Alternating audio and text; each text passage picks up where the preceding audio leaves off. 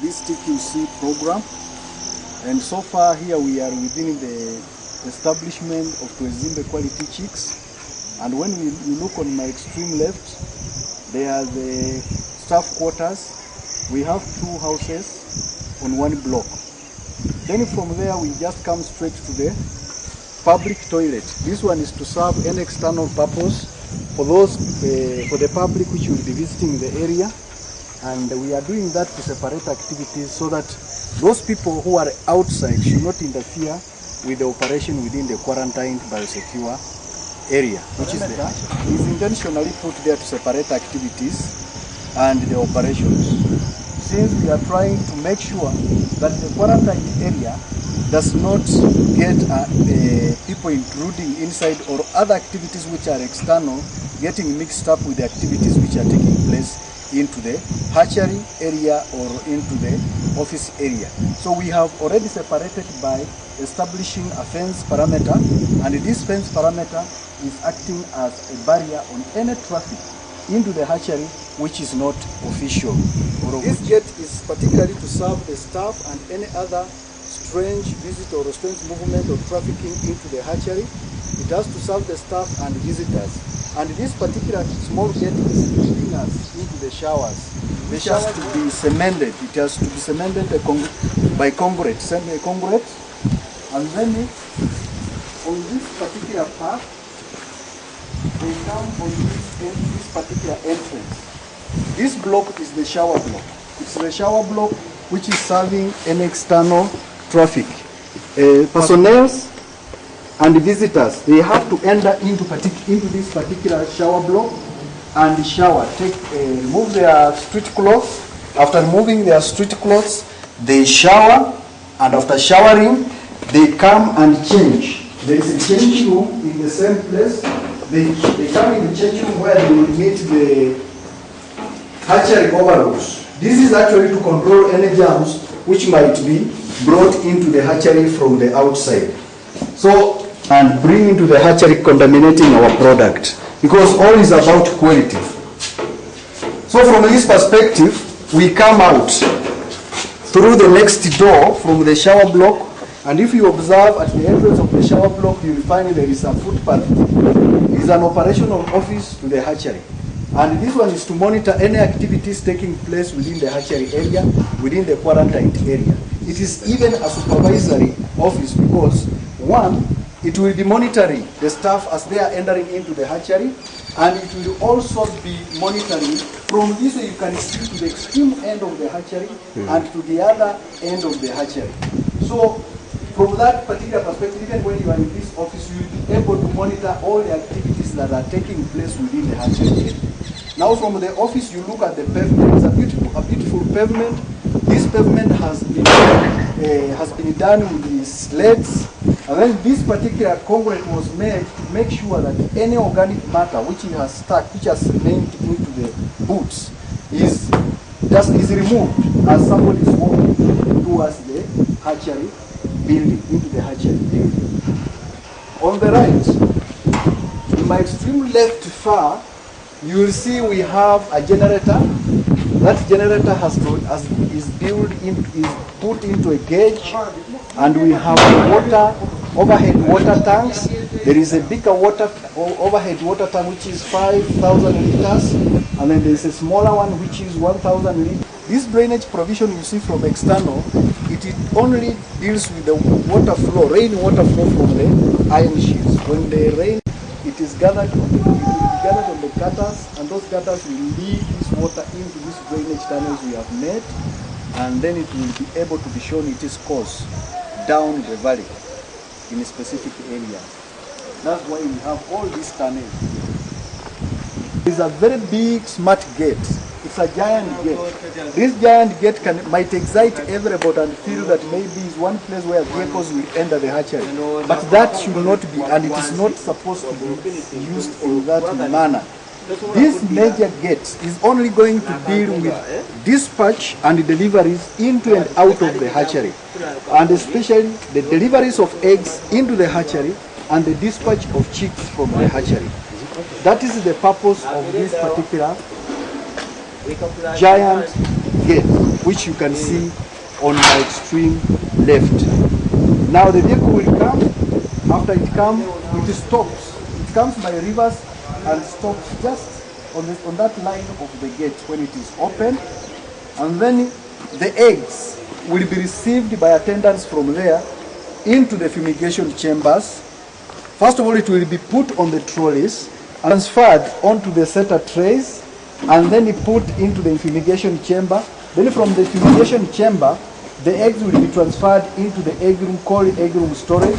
In the cold egg room storage, the temperatures will be monitored, will be put at a level to allow that storage until the decision is made to start. Now, when you are at this particular site of the egg delivery gate, you'll see there is that window from the office. And when somebody is in that office, you will be able to monitor the activities taking place of delivery and dispatch right at this particular gate.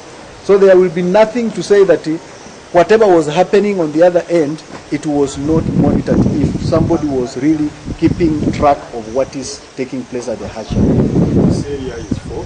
This other area, we are going to put there the grass, the pasparum grass and some ornamental trees.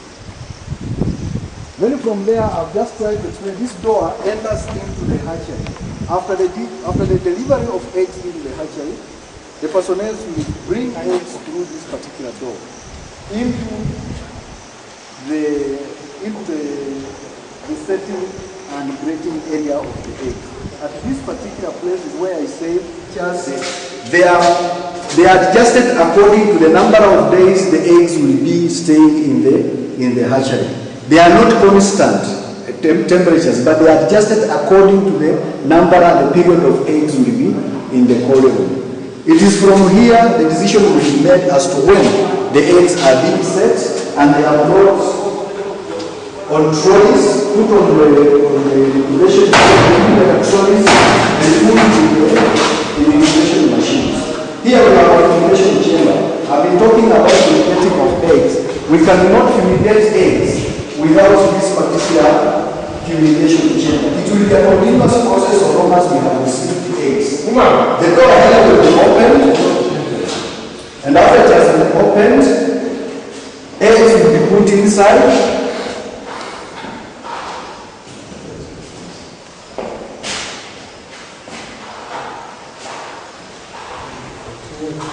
Eggs will be put inside, and then potassium permanganate, let me say it will be something like 20 grams, and formalin solution around 2 milliliters will be put on a small container, and the fumes which will be produced will help to fumigate the eggs which will be inside here, to control also contain bacterial contamination which might be on the eggs. Here we have traps. These traps, after the setter trays are been, this one is a setting table where we shall be transferring eggs from the trays of transfer on the setter trays and grading them on this particular table. Before we now ascertain whether we are putting eggs in the column or whether we are taking them directly into the incubators. The door here is leading into the incubation hall. The incubation hall. This incubation hall is different from the other hall, and it will only accommodate the incubators. And in this incubators, eggs will be kept there for 18 days. The incubation period in the incubators, the eggs will be there for 18 days in this particular hall. And then from there, they will be transferred into the hatchers where they will finish 3 days before the hatching takes place. And if you look around, you will see the machines are still standing in different positions, but we are soon reallocating the machine in their position where they will be operated from. And actually, the reason why we have not plugged in the machines or they are not put in those, there are two factors which we are still holding on. One is washing, cleaning and disinfecting and fumigating of the hatchery.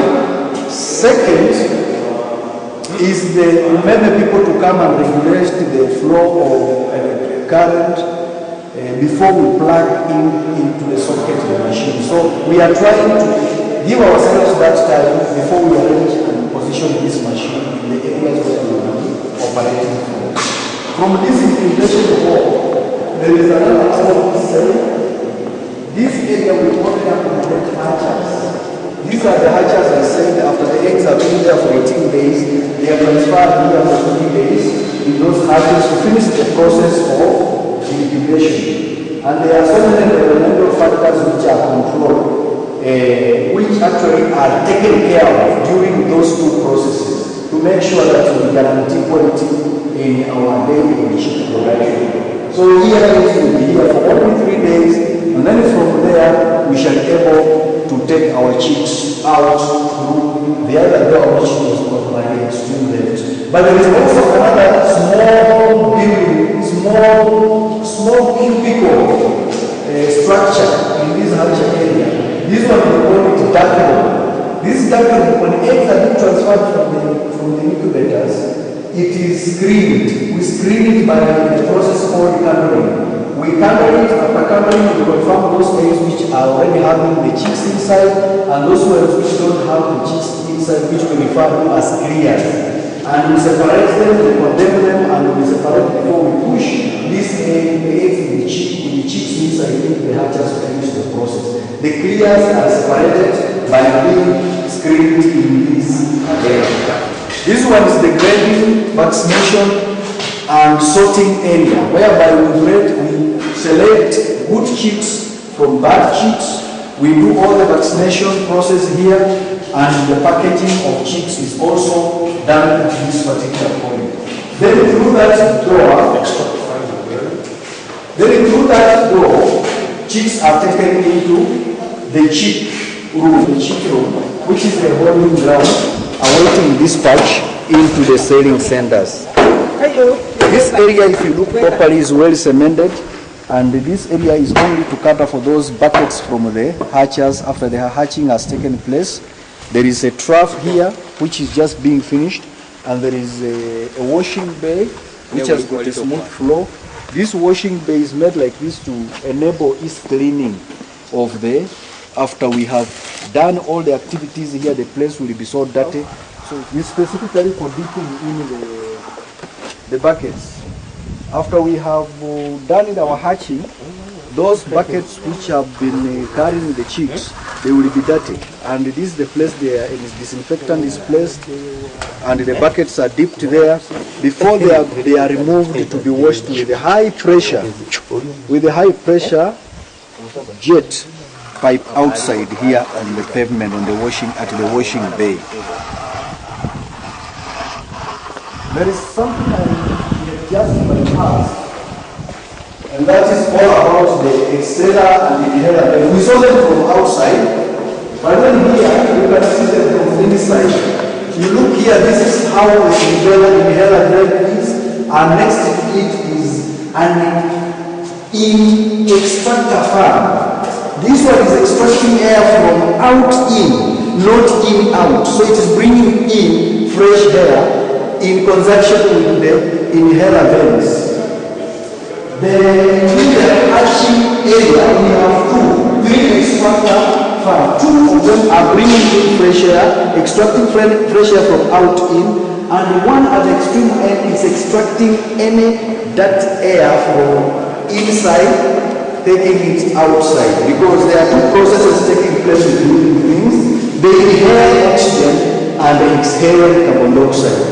So the extractor fan on this particular, any exhaled air from the processes taking place in the machine is extracted out to make sure that the environment inside is conducive for both humans who are working there, and also the two are bringing in air and one is exhaling air out, any that air out. We also have inhaler vents. These inhaler vents, even up in the ceiling at the extreme end of the block, both sides, we have two on either side.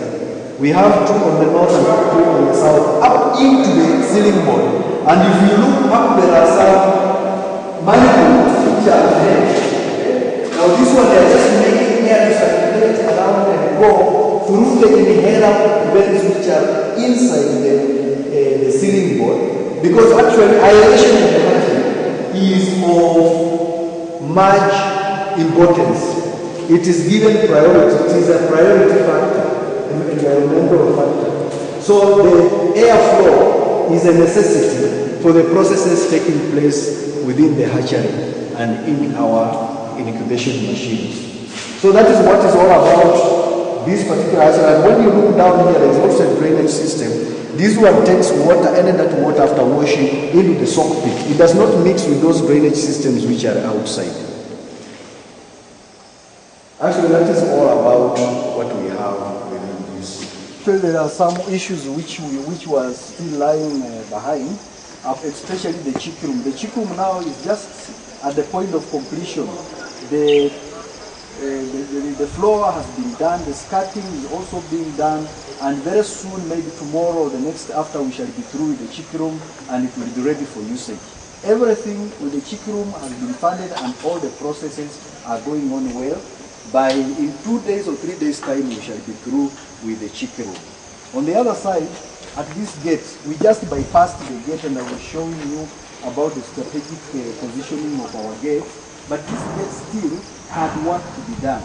And so far what has happened on the gate here, the funding has come and it is going to be made.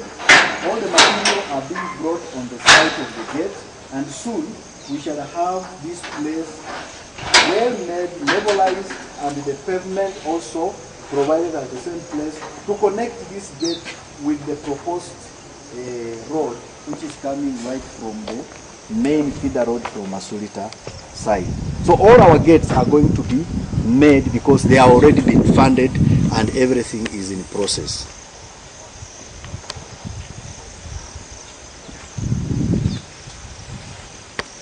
Oh, well done. I'll be cool.